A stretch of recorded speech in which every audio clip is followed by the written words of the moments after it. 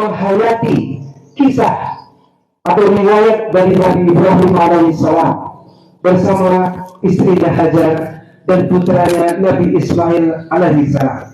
Inilah momentumnya kita untuk menambah ketakwaan kita, menambah keimanan kita dengan menghayati kisah-kisah tersebut. Allah Subhanahu wa taala berfirman dalam surat Al-Mumtahanah ayat 4, A'udzubillahi minasyaitonir rajim. Qad kanat lakum uswatun hasanatun fi Ibrahim wallazina ma'ah. Sesungguhnya telah ada suri tauladan yang baik bagimu pada Ibrahim dan orang-orang yang bersama dengan dia. Qad kanat lakum uswatun hasanatun fi Ibrahim. Maka kita melihat remaja-remaja, bahkan bukan hanya remaja, orang-orang tua, hina wallazina ma'ah. Hal ini juga mengidolakan tokoh-tokoh, mengikuti gaya hidup. Kita melihat saudara-saudara kita sesama umat muslim, tokoh-tokoh, aktor-aktor ya, yang mungkin kebingungan, galau mencari panutan, galau mencari siapa yang harus tidak, mereka tidak menyampaikan pada kemaslahatan Islam. Dan mungkin saja mereka tidak memberikan contoh yang baik untuk keselamatan dunia akhirat kita. Maka inilah momentum kita untuk kembali menata hati kita, mencari idola yang benar, mencari panutan yang benar. Al-Quran dalam hal ini telah memberikan banyak kisah yang bisa kita teladani, dan seyogianya menjadi panutan utama kita dalam mengarungi hari-hari kita ke depan. Maka hari ini insya Allah kita akan mengupas secara singkat kisah Nabi Allah Ibrahim alaihissalam yang memiliki banyak makna, yang memiliki banyak hikmah untuk kita dalami, untuk memperdalam keimanan ini. Namun Al-Quran adalah memang untuk dibaca pada kali ini. Itu yang pertama tetap husnuzon, yang kedua terjadi dihayati berulang-ulang.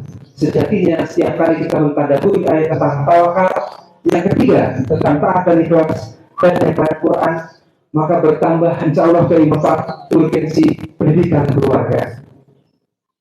Mungkin kita sudah mengenal kisah padang yang jarang ada pepohonan dan jarang ada sumber air. Mereka terus berjalan melewati terik matahari dan juga dinginnya malam.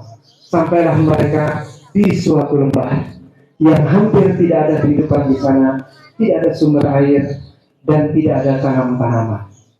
Di lembah tersebut, Nabi Ismail alaihissalam menghentikan tunggangannya dan menurunkan Hajar dan Nabi Ismail alaihissalam di tengah padang yang tersebut. Kemudian Nabi Ibrahim melanjutkan langkahnya tanpa menoleh ke belakang. Hal ini tentu membuat Hajar terperangah, kaget, bukan alam kepala. Maka kemudian dia berusaha mengejar Nabi Ibrahim yang terus melangkah tanpa menoleh ke belakang. Wahai Ibrahim, hendak kemanakah engkau pergi? Apakah engkau akan tinggalkan kami di lembah yang tidak ada apa-apanya ini? Namun Nabi Ibrahim terus melangkah tanpa menoleh ke belakang. Hajar sambil menggendong Ismail yang masih kecil berusaha mengejar Nabi Ibrahim. Wahai Ibrahim, hendak kemanakah engkau pergi? Apakah engkau akan meninggalkan kami di tempat yang tidak ada apa-apanya ini?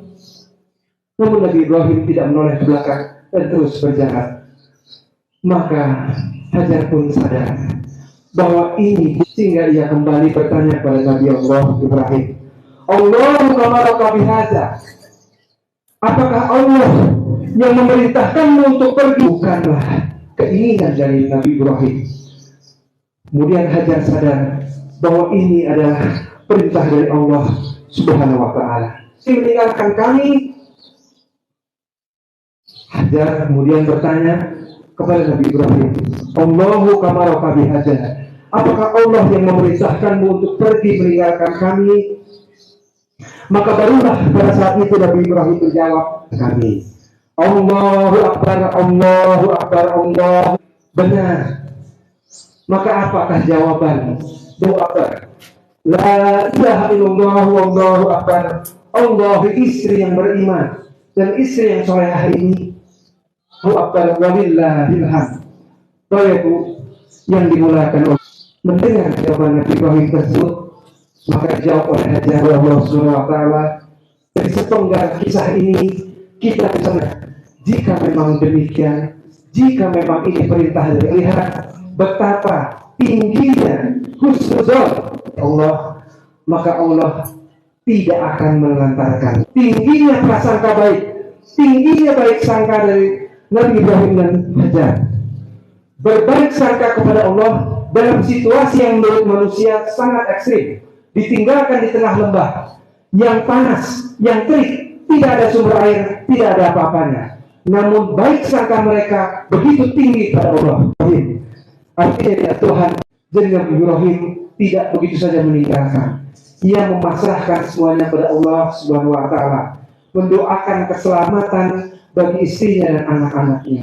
Dari sini kaidah yang bisa kita ambil adalah terutama bagi kita para ayah, para imam keluarga, khususnya warga sekitar Masjid Al-Ikhlas ini, untuk tidak lelah-lelahnya mari kita doa kepanasan dan kehausan. Maka ia menyusu kepada Hajar.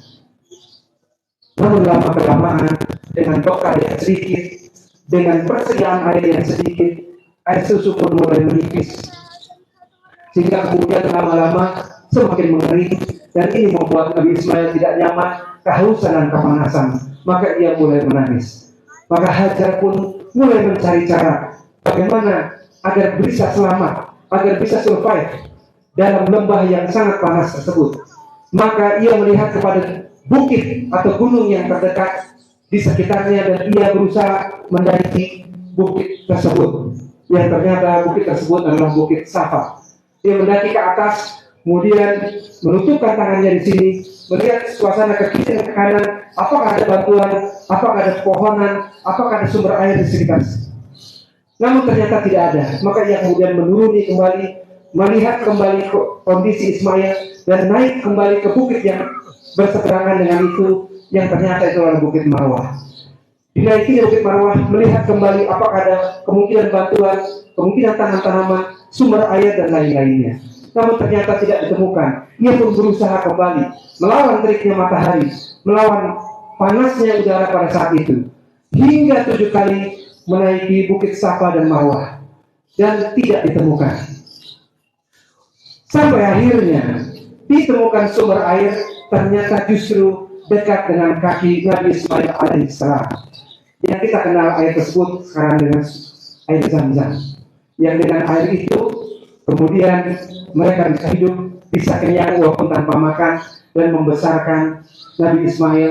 Dan kemudian daerah tersebut mulai didatangi orang-orang dan menjadi sebuah kota. Ada pelajaran yang luar biasa yang kita bisa ambil dari sini, yaitu tawakal. Tawakal diawali dengan ikhtiar luar biasa dari kita. Kita menggunakan seluruh potensi, seluruh jasad kita untuk berusaha mendapatkan nikmat atau rezeki dari Allah. Tidak berputus asa. Kita mengingat bahwa putus asa adalah salah satu penyakit hati yang tidak disukai Allah Subhanahu wa Ta'ala. Maka mereka berikhtiar keras. Hajar berikhtiar keras mendaki bukit yang tinggi, kemudian mendaki bukit selanjutnya yang berjarak kurang lebih 450 meter untuk mencari sumber air.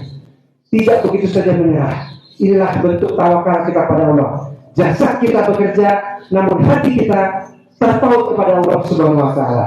Maka inilah yang harus kita lakukan. Bertawakal, berusaha keras. Bagi para ayah di sini, kita berusaha keras mencari rezeki yang halal bagi keluarga kita, bagi putra-putra kita. Bagi para bunda yang ada di sini, berusaha keras mendidik anak-anak dengan sebaik-baiknya.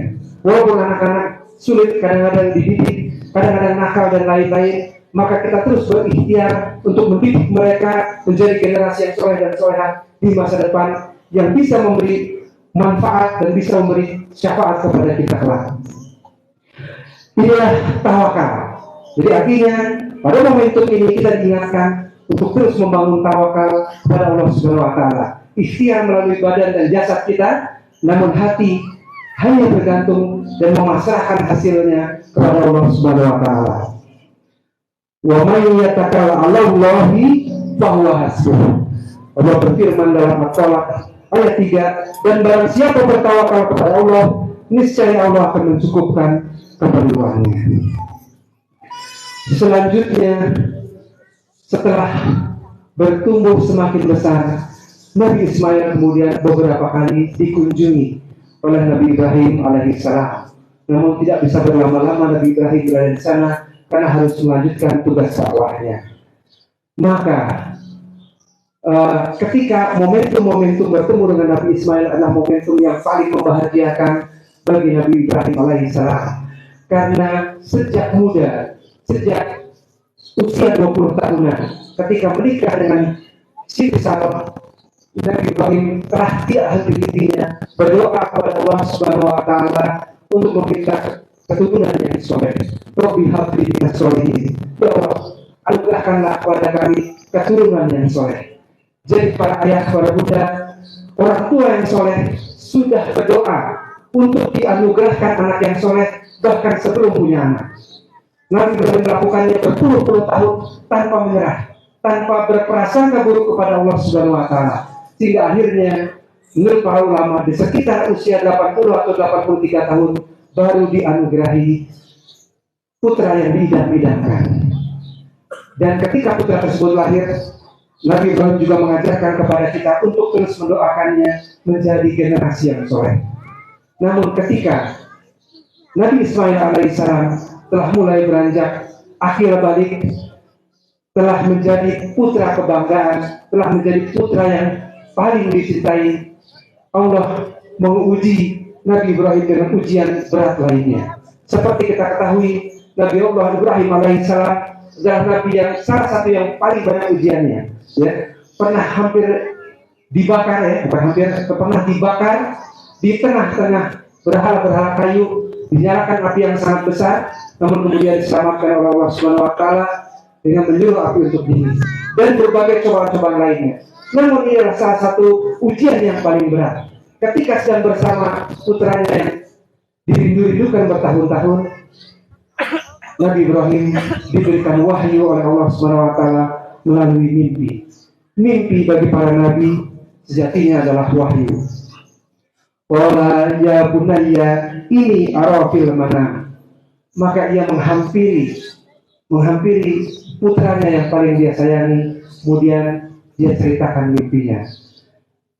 Ya bunayya, ya Ananda, sesungguhnya aku bermimpi. Anni asbahuka, aku menyembelihmu. Jadi Nabi Allah Ibrahim tidak berlama-lama setelah mendapatkan mimpi tersebut mengajak sang putra untuk berdialog, karena putranya telah memasuki masa akhir balik, telah memiliki pemikiran yang matang, maka diajak dialog. Fanzur maza taro, maka pikirkanlah bagaimana pendapatmu. Inilah ayah yang luar biasa yang menjadi teladan bagi kita. Ketika menyampaikan perintah Allah kepada anaknya yang sudah akhir balik, beliau mengajak dialog. Tidak langsung menyuruh begitu saja.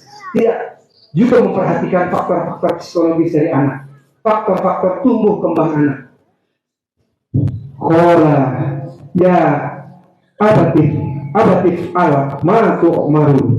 Wahai ayahku, lakukanlah apa yang Allah perintahkan. Inilah jawaban dari putra dari Nabi Ismail yang sangat soleh. Satajiduni insya'allahu minas sabirin. Engkau akan mendapatkan, insya Allah, jika Allah menghendaki, aku termasuk orang-orang yang sabar. Nabi Allah Ismail alaihissalam tidak ujub dengan kesolehannya, tidak berbangga diri dengan kesolehannya, mengucapkan insya Allah jika Allah menghendaki. Artinya apa? Menggantungkan hatinya kepada Allah Subhanahu wa taala, menggantungkan kesolehannya kepada Allah Subhanahu wa taala. Ayahku, engkau insya Allah akan mendapatiku orang-orang yang sabar. Inilah dialog yang luar biasa yang diabadikan oleh Allah Subhanahu wa taala dalam Al-Quran untuk kita para keluarga-keluarga hari ini belajar tentang pentingnya menjadi orang tua yang soleh dan mendidik anak yang soleh. Ada sejumlah faedah di sini. Yang pertama, bagi kita para ayah bunda, jangan lelah mendoakan anak-anak kita, karena mereka akan berjuang. Mungkin setelah kita tidak ada di dunia ini, mereka akan berjuang sendiri menghadapi zaman yang luar biasa. Maka doa-doa kita mudah-mudahan menjadi benteng bagi keimanan mereka, bagi ketakwaan mereka, mengalahkan segala godaan yang bisa menghancurkan mereka kelak, menghancurkan impian kita untuk kembali bersama di surganya Allah Subhanahu wa taala. Kita akan menempuh jalan masing-masing. Maka masing-masing dari kita saling menguatkan. Anak terus mendoakan orang tuanya dan orang tua terus mendoakan anak-anaknya. Dan yang orang-orang yang beriman itu menurut janji Allah pasti akan diuji. Maka bagaimana menghadapi ujian yang datangnya dari Allah Subhanahu wa taala? Tentunya kita berpedoman atau meneladani apa yang telah Nabi Ibrahim lakukan. Tulus dan ikhlas menjalankan ujian dan perintah dari Allah Subhanahu wa taala. Allahumma sholli ala Muhammad wa ala ali Muhammad kama shallaita ala Ibrahim wa ala ali Ibrahim innaka Hamidum Majid. Wa barik wa ala Muhammad kama barakta ala Ibrahim wa ala ali Ibrahim innaka Hamidum Majid. Baik, untuk mengakhiri khutbah kali ini, marilah kita tundukkan hati dan kepala kita. Kita memohon kepada Allah Subhanahu wa taala. Kita memohon dengan segala penghayatan bahwa kita adalah makhluk yang lemah, makhluk yang tidak berdaya, bahwa hati kita sesungguhnya adalah hati yang sangat lemah, mudah terombang-ambing, mudah tergoyahkan, terbelok ke kiri dan ke kanan, sehingga hanya kepada Allah kita minta pertolongan untuk hati kita ditetapkan di jalan yang lurus. Bagi para ayah bunda, mari kita memanfaatkan momentum Idul Adha hari ini untuk secara serius mendoakan putra-putri kita, membayangkan wajah mereka satu demi satu, membayangkan bagaimana ketika mereka sedang tidur, bagaimana ketika mereka masih gendong dengan kita, bagaimana ketika kita mengajak mereka belajar berjalan, bagaimana ketika kita mengajak mereka hari pertama sekolah, di mana pada hari itu kita berdoa kepada Allah, semoga sekolah ini mampu menghantarkan mereka kepada keridhaan Allah. Kemudian kita ingat kembali ketika mereka wisuda, selesai dari sekolah tersebut, kita kembali berdoa agar bekal yang diberikan oleh sekolah tersebut mampu membawa mereka menjadi anak yang soleh, menjadi kebanggaan orang tua. Bagi anak-anak, bagi para orang tua yang masih memiliki ayah dan ibu, mungkin tinggal ayahnya, mungkin tinggal ibunya, kita bayangkan wajah mereka pada pagi hari ini, kemudian kita doakan setulus-tulusnya, karena belum tentu kita punya kesempatan kembali untuk mendoakan mereka dengan tulus, dengan seikhlas-ikhlasnya, berterima kasih atas apa yang telah mereka lakukan kepada kita sepanjang kehidupan kita, sehingga kita hari ini bisa berdiri di sini, bisa melaksanakan ibadah di bulan Zulhijjah ini. Tidak lupa hari ini para suami juga mendoakan istrinya, barangkali tapi dia telah mendampingi kita, telah berusaha semaksimal mungkin untuk menjadi imam yang baik. Mari kita maafkan kesalahan-kesalahannya, karena sesungguhnya insya Allah tidak pernah ada maksud bagi suami-suami untuk menyakiti istrinya, namun karena miskinnya masih kurangnya ilmu agama, maka ia melakukan kesalahan-kesalahan kepada kita. Allahumma ya Allah, ya Rahman, ya Rahim, ya Allah, pada pagi hari ini kami bersimpuh di hadapan-Mu ya Allah. Kami memohon kepadamu ya Allah, ampunilah segala dosa-dosa kami, ampunilah segala dosa kedua orang tua. Ya muqallibal qulub tsabbit qalbi ala dinik, ya muqallibal qulub tsabbit qalbi ala dinik, ya muqallibal qulub tsabbit qalbi ala dinik. Ya Allah, jagalah hati kami ya Allah, jagalah kalbu kami ya Allah yang sangat lemah ini, yang mudah tergoda ini. Tetapkan dalam ajaran agamamu, tetapkan dengan langkahmu, tetapkan dengan koridor yang engkau ridhoi ya Allah. Allahumma inni as'aluka al-jannah wa a'udzubika minan nar. Allahumma inni as'aluka al-jannah wa a'udzubika minan nar. Allahumma inni as'aluka al-jannah wa a'udzubika minan nar. Ya Allah, sampaikanlah kami ke surga-Mu ya Allah, bersama istri kami ya Allah, bersama putra-putri kami ya Allah, bersama orang tua kami ya Allah. Kumpulkan kami di surga-Mu ya Allah, kumpulkan kami di surga-Mu ya Allah. Maafkan kami bila lalai mendoakan mereka, bila tidak selalu mendoakan mereka ya Allah. kumpulkan kami semua di surga-Mu ya Allah. Rabbana atina min ladunka rahmatan wa hayyi' lana min amrina hasanah. Rabbana atina fid dunya hasanah wa fil akhirati hasanah wa qina adzabannar. Subhana rabbika rabbil izzati amma yasifun wa salamun alal mursalin walhamdulillahi rabbil alamin.